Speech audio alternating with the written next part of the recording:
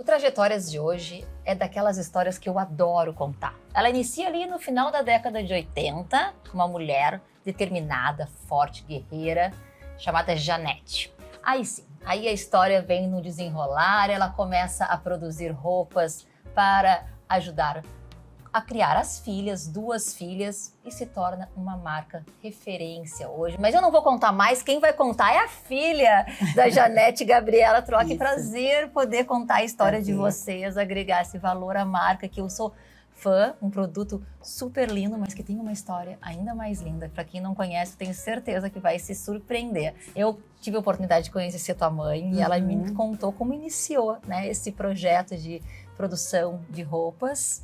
Tu lembra disso?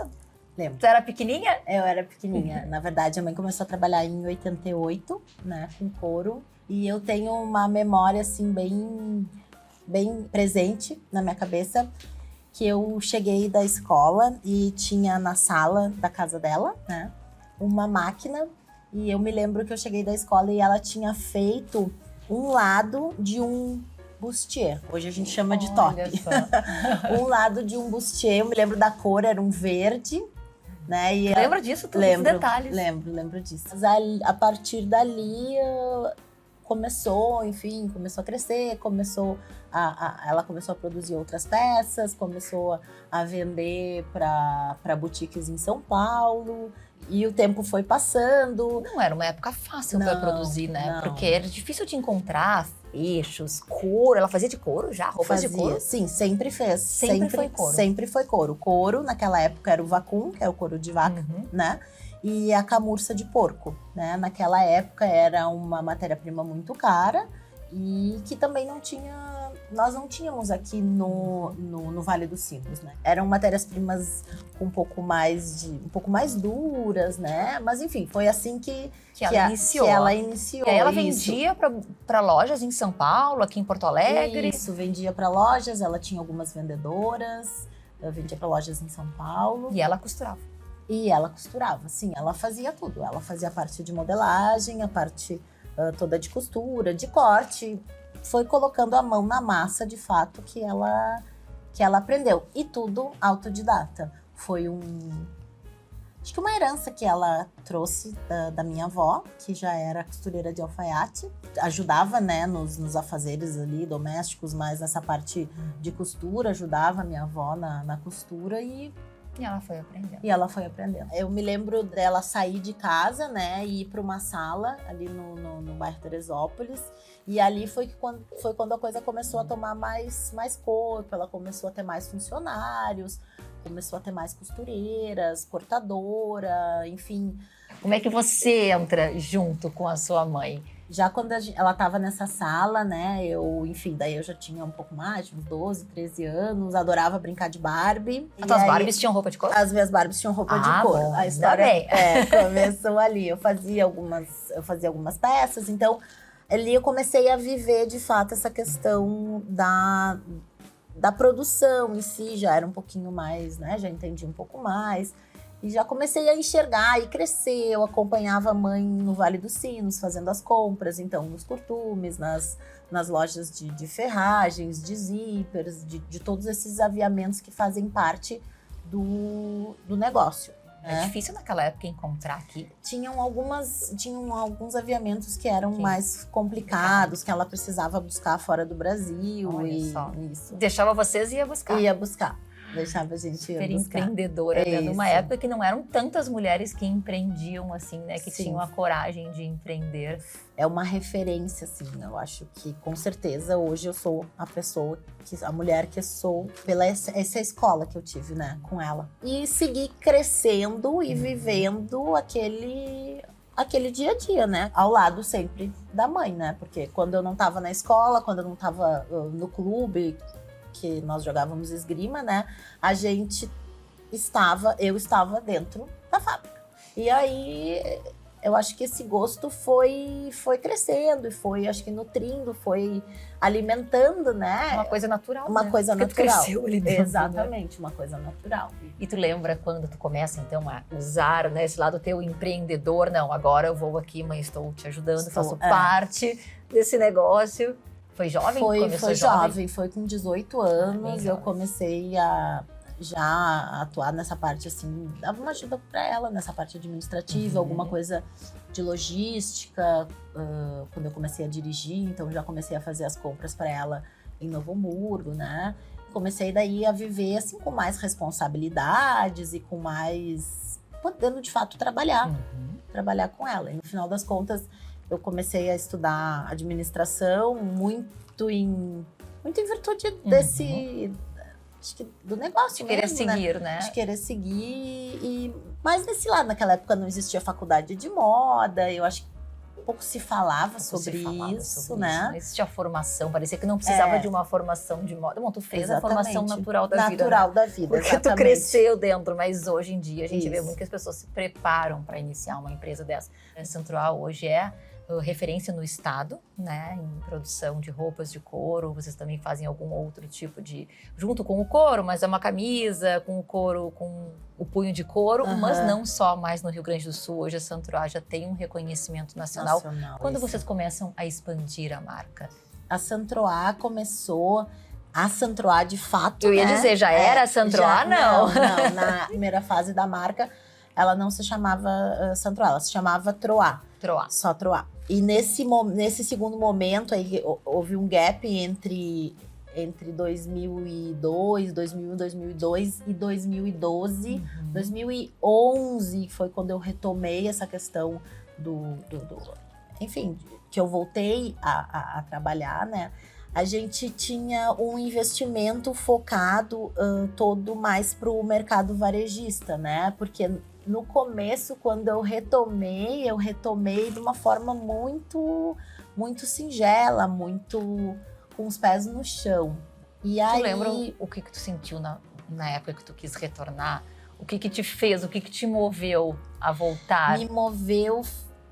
Eu me lembro que teve uma moda ali por 2010, 2011, que foi uma moda das jaquetinhas curtas de couro. E elas eram super coloridas, e eu me lembro... Porque, na verdade, assim, essa história da moda, ela nunca saiu de dentro de mim, né? Então, eu sempre tava muito... porque a tua mãe parou de produzir, tu fez a tua faculdade, foi trabalhar no outro mercado, exatamente. Né? E aquela história ficou ali, né? Porque era aquela paixão infantil, né? Isso. Mas... Para retomar, tu usou essa vontade, mas tu não deixou essa opção de trabalho. Continuou trabalhando. Continuei trabalhando. Até que não deu mais. E aí eu resolvi abandonar o meu trabalho. E seguir com a Centroal. Como acontece a expansão da Centroal? Então, a expansão foi seguindo no mercado varejista, né? Com uma loja própria. Um espaço, uma sala na Casarão aqui da Bordini, 1665. Ficamos por 8 anos. Eu lembro, era embaixo, assim, tu entrava. Isso. A primeira sala, na verdade, foi lá em cima, uma salinha bem pequenininha. E depois nós descemos, fomos para uma loja um pouco maior, né? Já tinha um pouco mais um ar de loja, não era mais tão sala, né? Nesse meio tempo aí nós tivemos também, abrimos a loja na Centroal Plage, na Praia de Atlântida, onde a gente está há 9 anos no mesmo ponto. Mais ou menos junto com a daqui. Mais ou menos junto com a daqui, exatamente. Foi uma temporada depois. Né? Nesse meio tempo, nós tivemos, durante 5 anos, loja em Gramado também. Encerramos as atividades ali um pouco antes da pandemia. Naquele momento, foi o momento em que a gente começou a enxergar um investimento muito mais no mercado atacadista. Então, começou a se voltar essa produção muito mais para o mercado atacadista, sempre mantendo as lojas, né? E esse mercado atacadista fez com que a Centroal ganhasse um ar, assim, uma visibilidade? Uma visibilidade, exatamente. Uma visibilidade nacional. A gente, então, começou com um showroom aqui no Rio Grande do Sul. Participamos de algumas feiras de moda. Mas o boom mesmo do crescimento no mercado atacadista se deu aí há mais ou menos 2 anos e meio atrás. Quando a gente troca de showroom no Rio Grande do Sul, ingressa num showroom em Santa Catarina, que atende Santa Catarina e Paraná. E há 1 ano atrás, a gente entra no showroom Casa Moda, em São Paulo. Fez um né? diferencial grande para a marca. Fez um diferencial grande para a marca, com certeza. E aí Foi um que mercado a gente, importante pra um Central. mercado importante. Um mercado importante porque o mercado São Paulo para cima, ele aproxima muito a marca de uma posição com uma visibilidade muito maior. Tu começa então a vestir pessoas super importantes, pessoas super bacanas. Isso de fato aumenta a visibilidade, e isso cria desejo para a marca, porque a Centro é uma marca de luxo, né? A gente tem que estabelecer do mercado de luxo. O couro, na verdade, O couro, né, isso. é uma roupa do mercado de luxo, principalmente pelos detalhes na sua produção, né, pelos detalhes no seu corte, na sua pele, de onde vem, Isso. de todo um cuidado. De todo um cuidado, exatamente. A Centro ela lança a cada 6 meses, né, uma coleção. Então a gente faz coleção primavera-verão e outono e inverno, mas as peças, de fato, elas acabam se tornando super atemporais, porque existe esse cuidado também no desenvolvimento para não se pontuar tanto em algo super... Não conceito esse de fast fashion, pelo contrário, a gente prima por esse conceito do slow fashion. Então são peças que são para ficar o máximo de tempo no guarda-roupa da mulher, né? Pelo estilo e também pela questão da durabilidade do couro. Porque o couro é uma peça que dura... Que dura anos e anos e anos para a vida. Exatamente. São peças que tu pode reaproveitar em outras ocasiões, em outras coleções, porque elas são atemporais. Porque elas são atemporais. A sustentabilidade da peça. A sustentabilidade da peça. Então, hoje, a Centroa está em mais de 60 lojas multimarcas do Brasil, sendo dessas mais de 60, 30 aqui no Rio Grande do Sul. Então, a gente está aí Uma expansão grande. A gente está em vários municípios do Rio Grande do Sul. A marca foi muito bem aceita, foi muito bem recepcionada no interior. Paraná, Santa Catarina, São Paulo, Mato Grosso do Sul, Belo Horizonte, Mato Grosso. Mercados importantes, exatamente. E você Nordeste, continua cuidando de tudo? Eu continuo me envolvendo em tudo. Eu tenho pessoas, né, pontuais dentro de cada um dos processos de produção, processos de desenvolvimento, processo comercial, administrativo. Eu tenho pessoas chaves dentro desses, assim, dentro dessas principais áreas da empresa, mas eu me envolvo em tudo.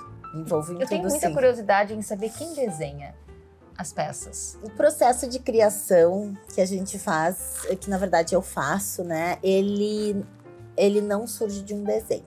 Eu faço todo um trabalho de pesquisa de moda e tendências, sempre com bastante antecedência, né? E eu acho que a criação de uma coleção, acho que ela transpassa essa questão de um motivo, de uma inspiração, de um tema, né? Às vezes isso para mim, enquanto diretora criativa da marca, dificulta um pouco, porque eu acredito que eu posso estar aqui sentada e passar uma pessoa, entrar uma cliente aqui na loja, por exemplo, e ela te inspirar?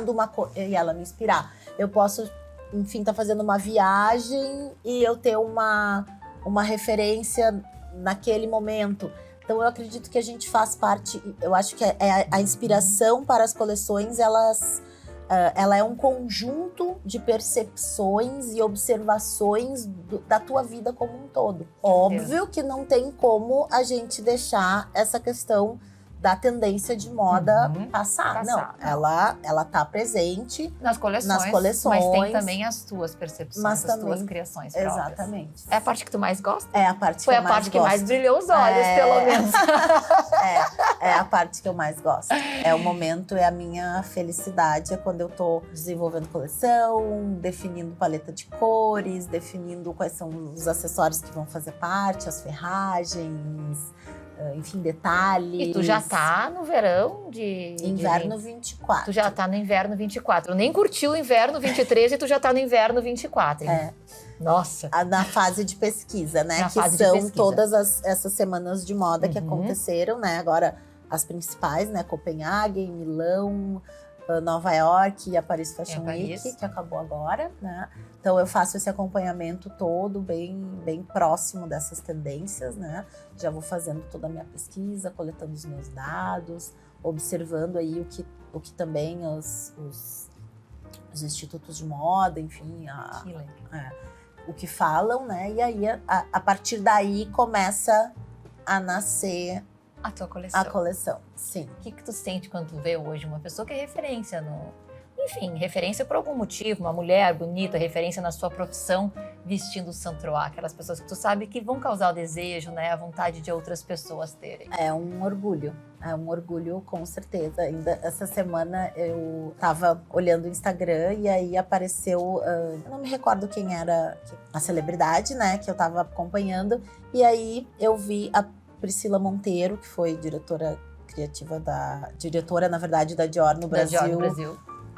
Por muitos anos, usando um vestido da Saint-Troá num lugar super badalado lá em Paris. E, nossa, eu fiquei... Eu vi com um vestido tão claro, tão assim, claro, era bem isso. clássico, lindo. Super clássico. E, assim, o feedback que o pessoal lá do showroom de São Paulo me deu é que ela amou Saint-Troá. Ela amou o couro, amou o acabamento, amou tudo. Então, isso é um orgulho. E aí eu paro pra pensar, né, e olhar lá pra trás, aquele bustier verde.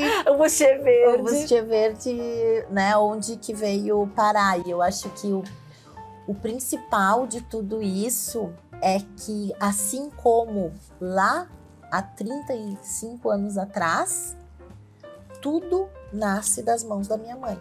Porque a gente pode hoje estar com toda uma estrutura super profissional, de fábrica, né, da Saint-Troá Lab, mas a modelagem primeira, ela nasce nas mãos dela. Então a referência sai da minha pesquisa para as mãos dela. Então e ela continua aqui com vocês. Continua, com certeza. Continua aqui conosco. 72 anos, continua aqui conosco. Eu fico muito feliz de poder contar para as pessoas que vestem Saint-Troá e para quem ainda não veste, né, que venha conhecer o produto, essa história humana dessa marca, porque um produto, ela é muito mais do que isso, né, do que uma simples peça. Eu acho que quando a gente sabe a história, a força, a determinação, a resiliência que tem nesse pedaço de pano que a gente pega nas mãos, eu acho que ela fica ainda mais linda, se é que é possível, né, porque a gente entra aqui e já enche os olhos. Te agradeço muito de ter a oportunidade de conhecer a tua história. Eu acho que ela vai inspirar muitas pessoas. Eu que agradeço. Obrigada, Gá. Foi um prazer.